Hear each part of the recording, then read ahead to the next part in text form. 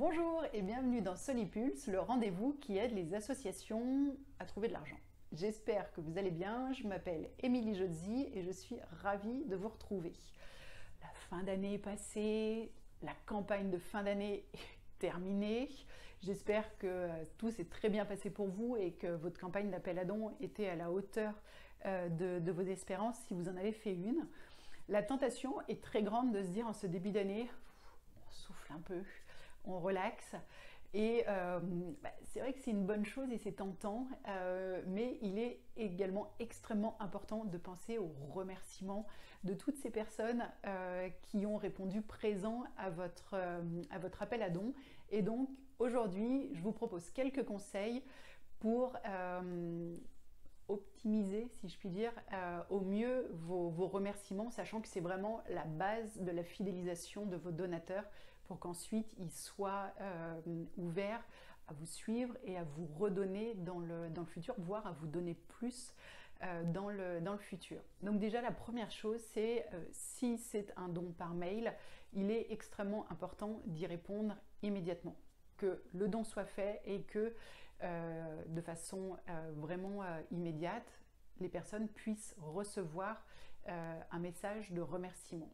Si c'est un don papier, idéalement, il faudrait que dans les 48 heures, il puisse y avoir un message du coup papier qui puisse être adressé au donateur.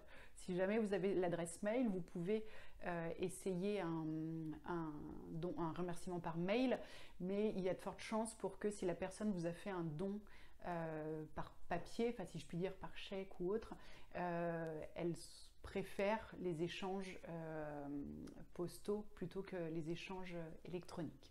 Voilà, pour le timing, si je puis dire. Après, en termes de contenu, surtout, on oublie les messages préenregistrés qu'il peut y avoir dans les outils de dons en ligne.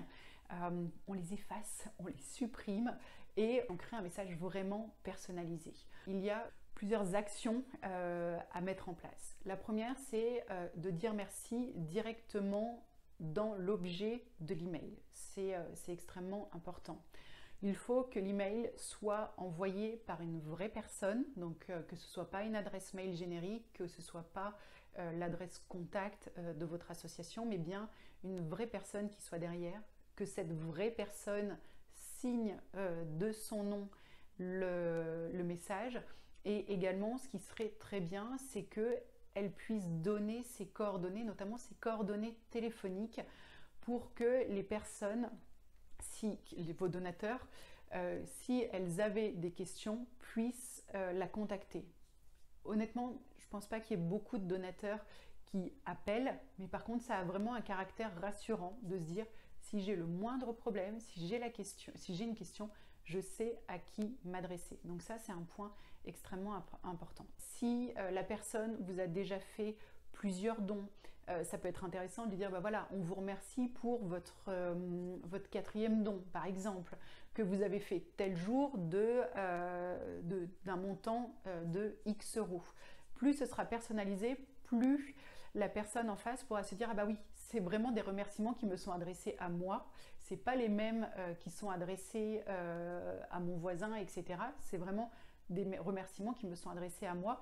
Bien sûr, pour que ce soit le plus personnalisé possible, il faut que dans l'ouverture du message, vous puissiez indiquer le nom de la personne. Donc bonjour Madame Jodzi, bonjour Émilie, chère Émilie, enfin peu importe, mais voilà, que ce soit vraiment, vraiment personnalisé. Après, dans le contenu, il est important que dans le message, vous puissiez redire au donateur comment va être utilisé son don, à quoi il va servir, et que vous puissiez lui offrir du contenu un peu VIP, exclusif, à savoir, ça peut être le témoignage justement d'un des bénéficiaires de l'action, d'une des personnes qui va voir sa qualité de vie améliorée grâce au don qui aura été fait. Ça peut être les remerciements d'une personne de l'association. Mais voilà, c'est quelque chose qui peut être extrêmement positif, que la personne qui reçoit le message se dise ah oui, je reçois vraiment ce message et j'ai accès par exemple à ce témoignage, qu'il soit écrit ou en vidéo, parce que j'ai fait un don. Si j'avais pas fait de don, j'aurais jamais eu connaissance de ces informations-là et j'aurais jamais pu accéder aux informations qu'il y a là dans le message. Donc voilà, c'est vraiment très très important d'accorder beaucoup de temps et d'attention au message de remerciement. Et après, il peut y avoir des petits à côté, des petits bonus, entre guillemets, en termes de remerciements.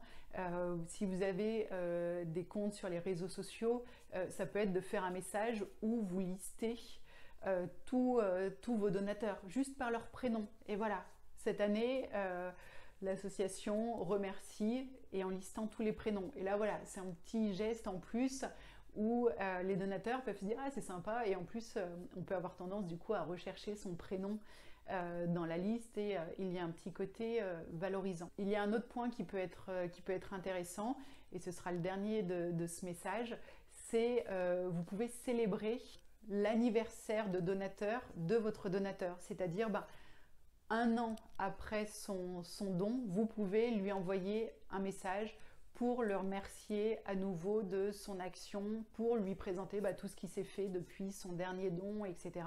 Et ça peut être aussi, vous vous en doutez, l'occasion de lui proposer de donner à nouveau.